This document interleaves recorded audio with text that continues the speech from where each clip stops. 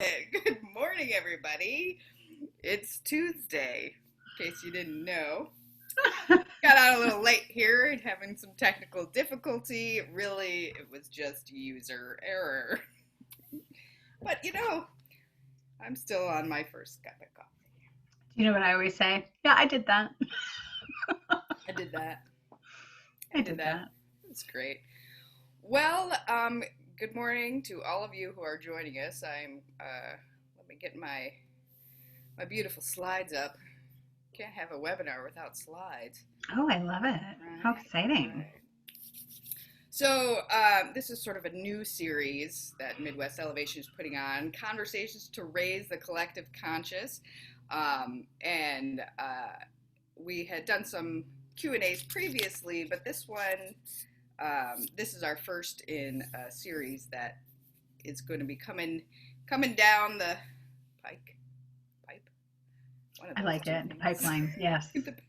Coming down to serve all of us in having conversations about things that lift us up. And today, I am so excited because Jen Kohler is here. There she is. Look at her beautiful smiley face. I love it. And we're going to talk about wealth consciousness, which I am super excited about, and hopefully you are too. We are certainly in an interesting time in our lives, and our lots of things are up in the air, and maybe financial stress is one of them. So we want to make sure that we talk about that piece of our lives and our world, and we may not be able to control everything in the economy, but there are some things we still do have control over, and one of them is ourselves and the way we think and the way we feel and how we're able to lift ourselves even in the midst of a global pandemic or other Pandemic such time. smaller things. Global pandemic times. Or as Yeah, my husband calls them, the end times. the end. Well, I sure hope it's a new beginning because That's what I see. there's a lot of stuff that hasn't been working very well. 100%. 100%. So, let's see. Today's guest, Jen. Jen and I have known each other a long time. Long time. We discussed that yesterday a little bit. And I'm so excited that she is here with us today. You can see her beautiful bio. She's a Reiki master, a massage therapist, universal laws coach, numerologist, and tarot card reader, which has been so much fun with you on Facebook and your tarot reading. It brightens my day, Thank you. even when I So pull the death card. that's right. We even make the death card fun.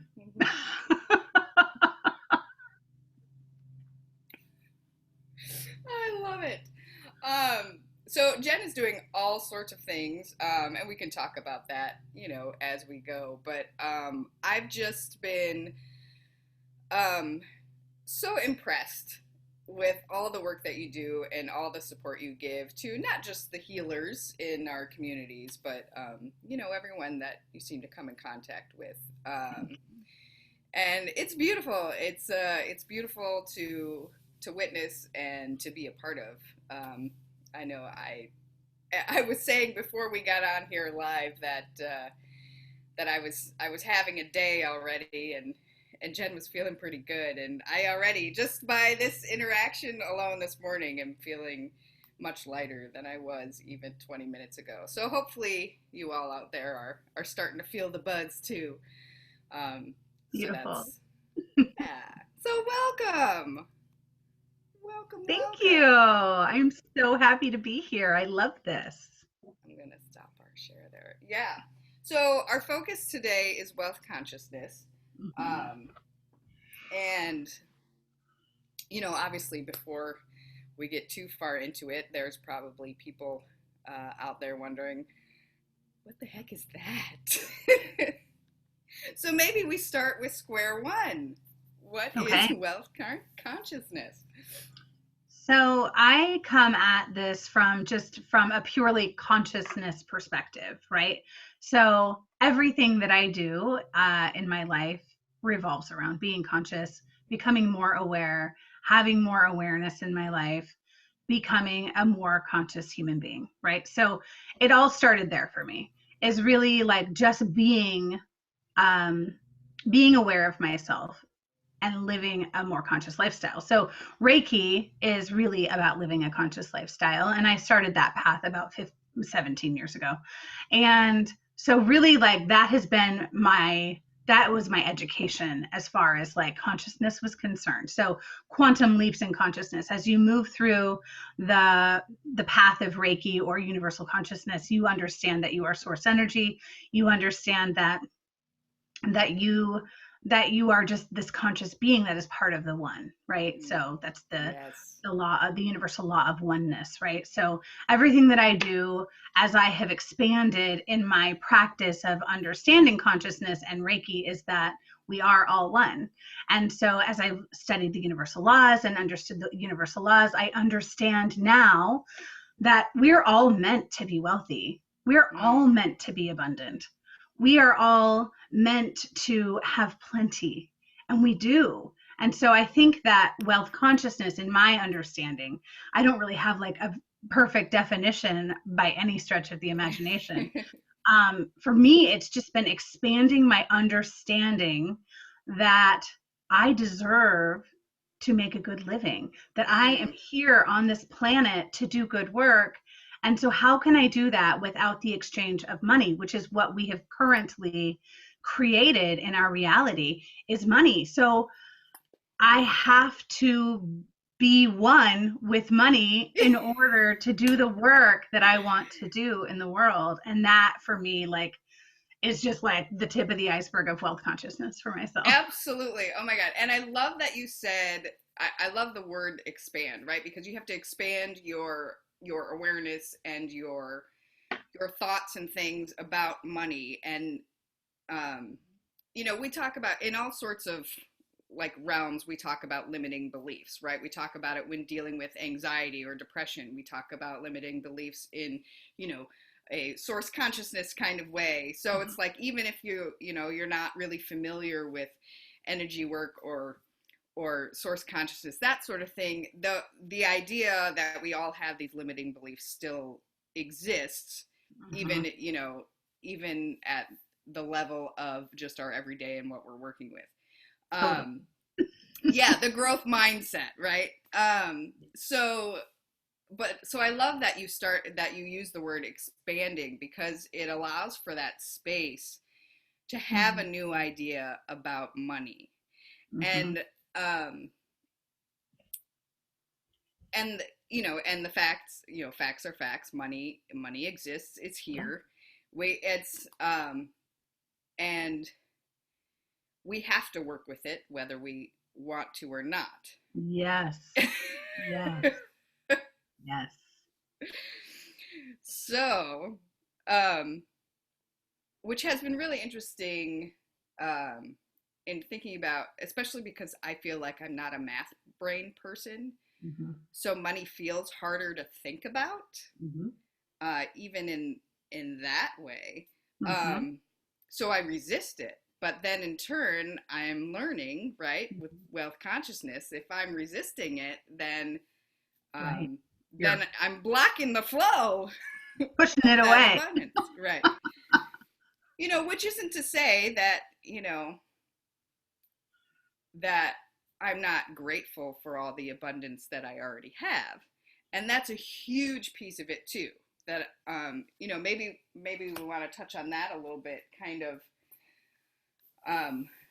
how you have to have both the gratitude for what is and what you have, but also, yes, that is everything, right? Is my main lesson over the past 4 years, if we can call it a lesson. I don't know if I like that word or not, but my comprehension of learning how to understand wealth consciousness started with my internal reality, my external world is a reflection of my internal world. Mm. That was mind blowing for me 4 years ago. I was like, oh shit, I have been doing this all wrong. I do not like what I'm seeing on the outside.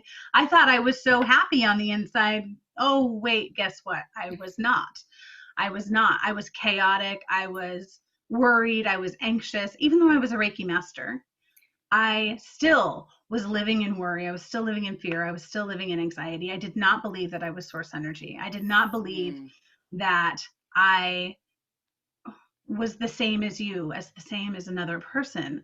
I saw myself as separate. I saw myself as different, which is really the plight of all of us, right, as humans, right? Which is why I'm here. It's what I'm here to learn. It's what I'm here to shift. It's what I'm here to teach about, is that we are not separate. We are suffering because we think we're separate, but we're not. And so we think that we're separate from money. We think that we're separate from each other. And really, we are unique individuals walking on this planet, but really we are absolutely one, right? Yes. And we're not separate. So when we really invite that that source energy into the body, whatever you want to call it, universe, source, God, it doesn't matter. It's all one thing. It's all the same. Right. It doesn't matter what you call it. It just is. And so when you invite that into the body, it really does help you to shift. I've totally gotten off topic now, but that's okay. It's not... But there's a basis there that has to exist.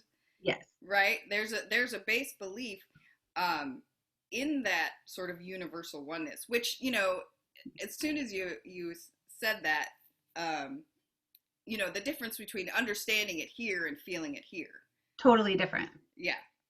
Like and it vacillates. Yeah. I understood in my mind for years because it is Reiki. That is what it is Reiki, is that we are a source energy. But I don't think I understood it like in my body until like 4 months ago. Right. Yes, I know. Yeah. We are being pushed now. We are. Into that consciousness. We're into a phase of like deep awakening. People are in, I mean, if you thought that you were awake before, just wait. Like, and my coach is like, just wait. Like, you think that you're awake now, just wait. And I'm like, oh my God, I don't know if I can handle anymore. But I can, because I am expansive and I am open and I am willing and I am curious about what it looks like to continue to expand. And so I think one of the things that's really cool about understanding money and wealth consciousness in regards to the conscious state that we're living in is that when we can really make ourselves understand and be friends with money, when we can understand that money is just energy or currency, right? Currency, think about the currency the flow of money. When we understand that it's here for us, and that when we push it away, like let's say like we're doing a 21 days to wealth consciousness, right? Oh my God, that's awesome. When we think about like pushing money away, when we think about the vows of poverty that we have taken at some point in our lives, when you think about all of the money, like the things that you think about that are negative about money, when you start to think about those things, can we understand? She's still not here. That's okay, I love you, Becky. She'll come soon. She's probably going to get here in like 20 minutes. Why don't you just keep playing with your Legos? Or go watch a show. Outside. What's that? I've been outside looking for her. Okay, I love you. I have a 7-year-old, so. Yes, it's beautiful.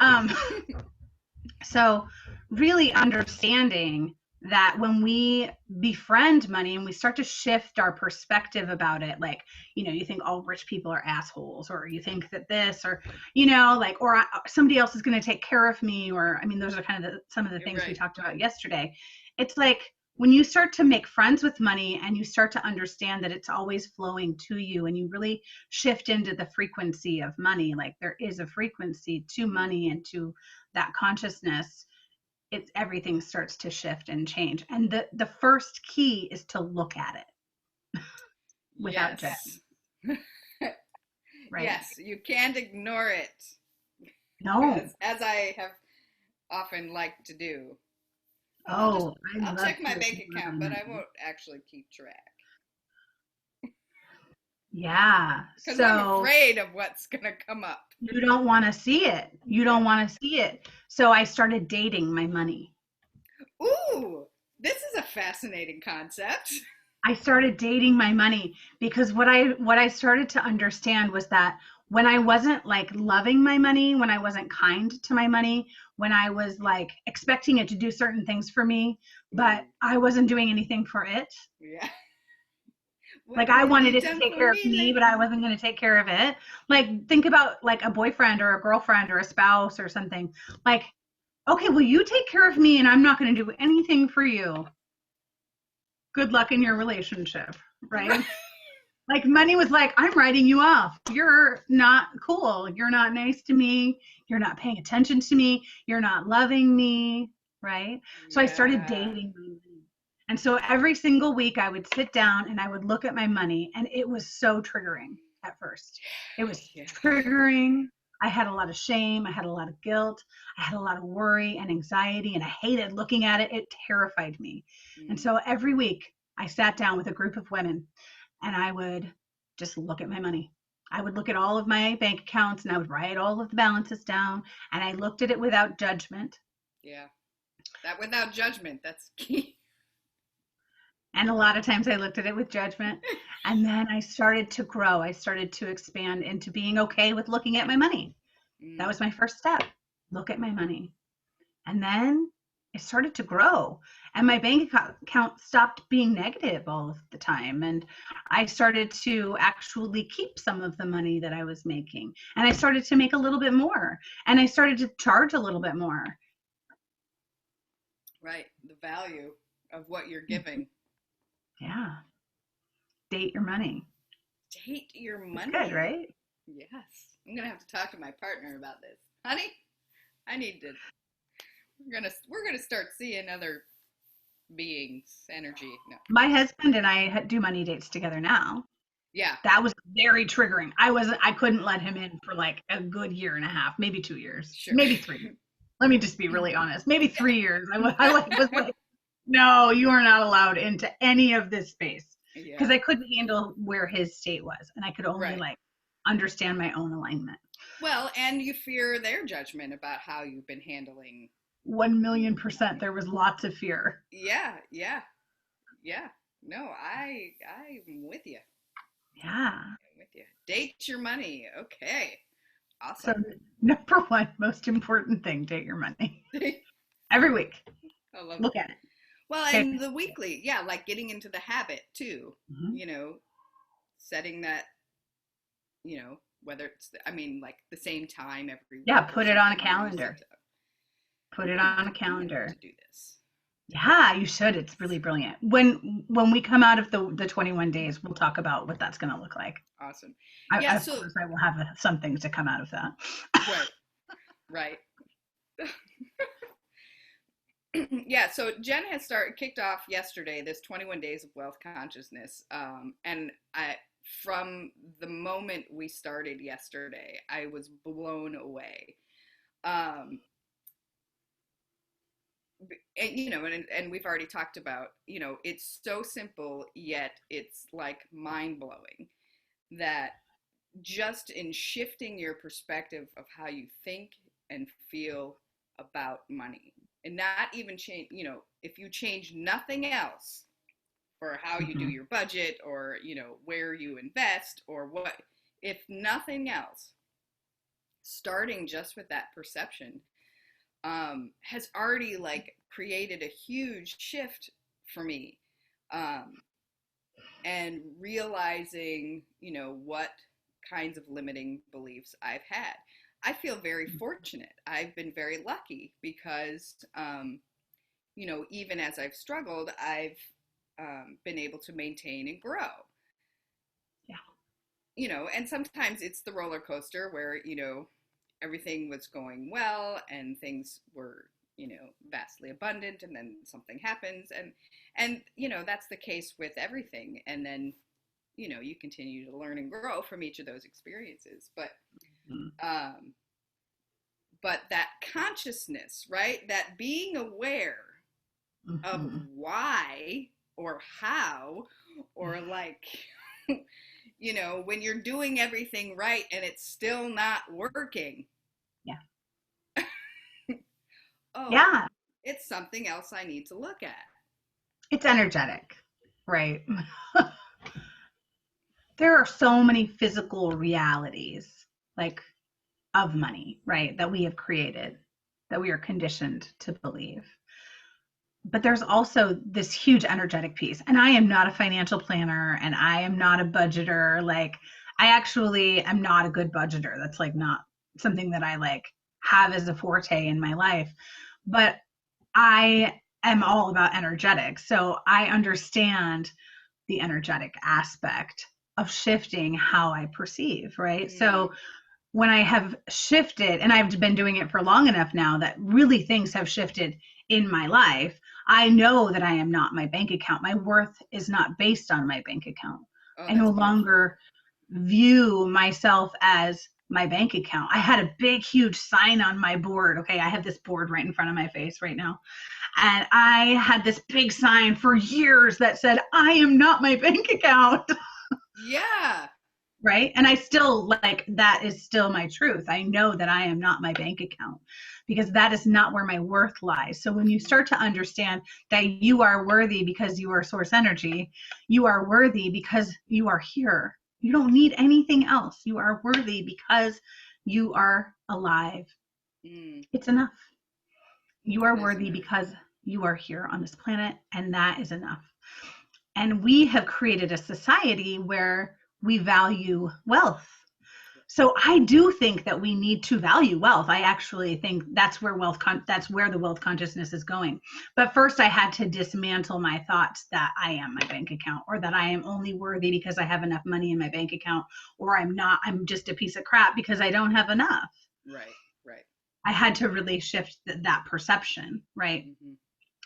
And so, yeah, that, I don't know where I'm going at. Yeah. Like, I could just ramble on and on and on. Sorry, Renee. No. Well, but it's true. I mean, and we as a society put our value on all sorts of things outside ourselves. Yes. Right? Well, I'm not important enough if I'm not being successful in my, my business, or I'm not important enough if I yelled at my kid today, I'm a worthless mother. I'm not, it's like, Yeah.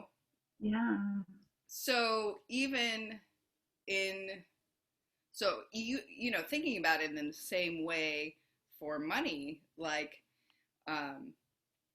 success, and even the word success, like success in, here in America, success means you have lots of money. Right. But that's not the only thing that makes one successful. You can it's an additional thing, but it's a great thing. Also it doesn't equal your worth, right? Right. So one of the activities that I did a couple years back, I went through a class through a fabulous human named Megan Alton, who has taught me a lot about wealth consciousness and prosperity. And what does prosperity actually look like and mean to you? What does wealth mean to you? What does prosperity mean to you? And it really shifted my understanding of what I believed prosperity meant. Because what I believe prosperity, and this actually helped me to manifest my move to Iowa City. It helped me to manifest where I'm living currently. And I think actually this is where I was going to go earlier, is loving where you're at and being grateful for what you have right now is the key to receiving more. Loving your car that you have right now, my Saturn Vue, which, it could be replaced. I love that car. I love it. I keep it clean. I keep it moving well. And I love that car, and I'm grateful for it every day. Every time I get into it, I'm like, I am so grateful. When I lived in Colorado, I know it sounds really crazy. I really wanted to leave Colorado because I wanted to live near my people. Yeah. And I wanted to be in Iowa because I wanted to be near my people. And I was like, I hate my house and it sucks and yes. And so I started to shift my perspective. I love my house. I love this house that I'm in right now, and I want something more. I want to have a more, right? So right? I love my house, and I can't wait till I live in a little bit of a nicer house. And I can't wait to have this in my house. But I love my stove now, but it's going to be so exciting to have that gas. And Yeah. then I started really thinking about what made me feel prosperous was not just having lots of money in my bank account. I started thinking about time, energy, and money as three resources that are very important. Oh, And yes. my time is actually what equals freedom. I mean, really, what is my core value? My core value is freedom, right? So if your core value is freedom, does it mean that I want to be working 1,000,000% of the time so I have all the money? Well, no, No. actually, not really. What I value is spaciousness. I Mhm. value freedom. I value my time. And one of the things that I value most in the whole world is walking my kid to school Yeah. and picking him up every day. And so, as I was learning about what it meant to be prosperous to me, I would be like walking down the street with him every morning and picking him up every day. And I was like, oh, wait, this is what prosperity feels like for me. So, bringing that into the body and really feeling it. What does prosperity really mean to you? Well, when you're doing it every day, you can feel it in your body and it feels so good. Like, bless the people who had to drop their kids off at 6:30 in the morning and didn't get to pick their kids up till 5:30. That is some people's reality, and maybe that makes them happy, and that's okay. I'm not judging it. For Right. me, what makes me happy and what makes me feel prosperous is spending time with my kid and like allowing him to walk back and forth. That is why I created the life that I have created, which is our Yeah. mantra, right? Which is our affirmation today. I am the creator of my life. Yes. I am the creator of my life. Yes. So, that makes me think about just, when we talk about creating our own realities, there's a lot of different ways we can go about sort of unpacking that piece. Um, you know, uh, it comes down to personal choice, Mm-hmm. obviously. And in the end, we talk about what we have control over and the things, even in a situation where everything outside of us, somebody else is making the decisions, we still, at the end of the day, have choice over what we choose to do with it, how we react. Um, Obviously, a whole spectrum of severity of this kind of thing that we're talking about, but um,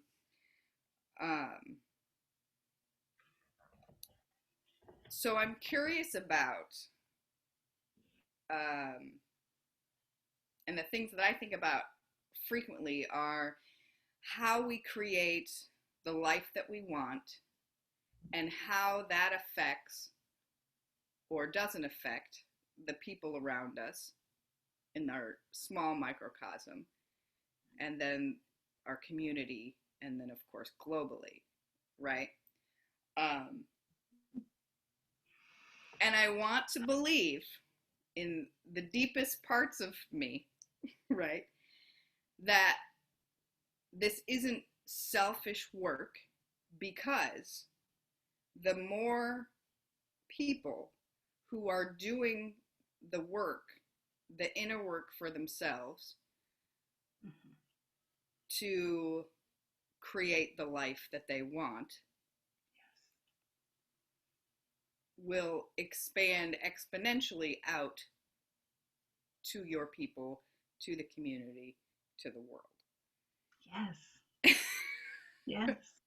Which is why we're here having this conversation. Yes, which is Renee. which Yes. is why Midwest Elevation is in existence, because um and so, linking that idea back to wealth consciousness,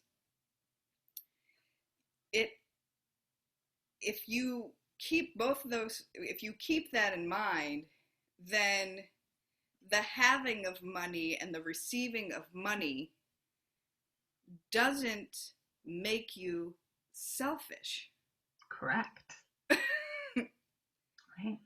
because it allows for more abundance. um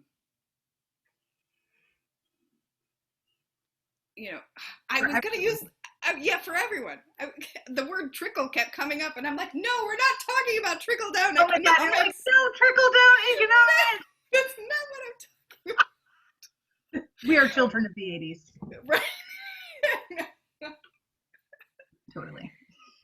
But I think, that's probably a pretty common block that people have, especially people who really feel deeply and care about the world. Yes. We see famine, we see homelessness, we see that, and we want to fix it, and then we feel bad if we have something that other people don't. Right. Right. So that is a vow of poverty. That is a limited perspective, right? To think that if I have this much over here, then so and so in Africa doesn't have enough. And then, I mean, it's the whole thing when we were kids and our parents would say, you must eat all of your food. There are starving children in Africa. My parents never said that to me, but I know lots of people's parents that did. Yeah, that was the thing. And my mom always would say, well, honey, like just because you've eaten all of the food on your plate, like it doesn't mean that that food's going to go to Africa. Like, right? We can't send that specific plate of food to Africa. It would be rotten. Right. But what we can do is to focus, to shift our perspective, to shift our beliefs. This is the work that you're talking about, right? It's the work of consciousness. It's the shifting of the way that you think about everything in your life. It's questioning everything that we're doing. It's questioning all the conditioning. It's questioning all of the societal norms, and changing it. Because we are the ones that we have been waiting for. No one is coming to save us. There is nobody coming. We are it. And so as leaders, which is what we are here to lead people to understand that it's safe for them to make money. It's okay for healers. Okay, so I speak specifically to coaches and healers and entrepreneurs because that's the world that I've lived in for the past 15 years. And I deeply know that healers have taken this idea of giving away what we have for nothing. And so we live in poverty and we can never do what we really want to do in the world.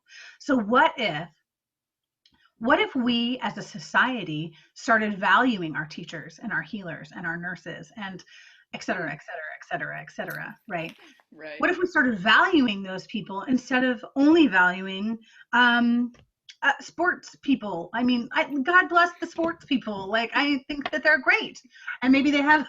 They're having fun. I think it's great, and I think that some of them are doing great things with their money. But what if we started looking at healers as sports ball people, as my friend Amanda says? Sports ball, yes. What if we started valuing the massage therapists of the world and started actually paying them more than $60 for a massage? Right. Think about that when you're going in to see your massage therapist and you're like, wow, I can't believe you make $60 an hour. Well, just remember that they can only see like 3 a day. Like, and then they're burnt out. Okay. So they're not really actually making a good living. Right. What if we started like seeing the energy practitioners and the coaches of the world and really like valuing what they have to give and put out into the world, and you like as a coach valuing yourself so much that you're like, I'm going to charge $150 an hour for this session and I'm going to feel really good about it. Or I'm going to charge $300 for this session and I'm going to feel really good about it, because the ripple effect that is moving out into the world is that we are shifting the perspective of humans. Right. And then we make enough money to make a good living and to go out into our communities and to give money to the homeless population and to give money to the people who are hungry and to give money to the children who are starving in Africa, or like whatever it is, or to build wells, or what is it that lights you up? Like, that is what I get so excited about. That's awesome. I'm really grateful for this conversation. And there's a few comments coming in. Also just, a lot of love, and we appreciate you guys watching. And if you're watching on the replay too, we would love to hear from you as well. What's kind of shifting for you as you're listening to this, as we're having this conversation? For me, these conversations continue to expand my own awareness, and think about different ways in which, we can help everybody. And it's true, the healers, the light workers, the caretakers, we all just want everybody to feel good. And I do. Yeah, I do. I mean, my mission for all of like a long time. I know. I have a very vivid memory of being in elementary school, and thinking about the drama, because there's always drama, and being so frustrated that people wouldn't just mind their own business.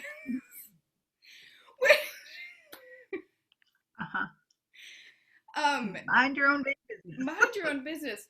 And I just, I was like, if everybody just took care of themselves, what they needed, what they, then there would be no problems, because we would all be, right. We would all be okay. We would be in alignment with self. Right. I made a whole post this morning about being in right relationship with yourself. When you are in right relationship with yourself, oh my gosh, your relationships fall into place. I love my husband. This poor dude, I wanted to like divorce him a couple of years ago because I was not in right relationship with myself. Right. And I was in misery. My money was in misery. So my relationship was in misery. And I was like, it's all his fault. Yeah.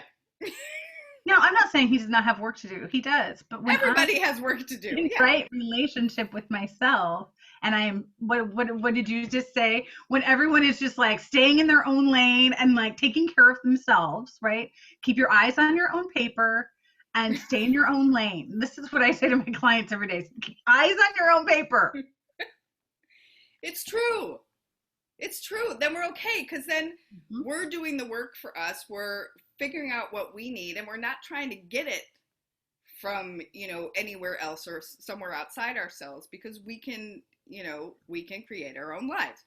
But also, we're not going to then be in this place of constantly comparing.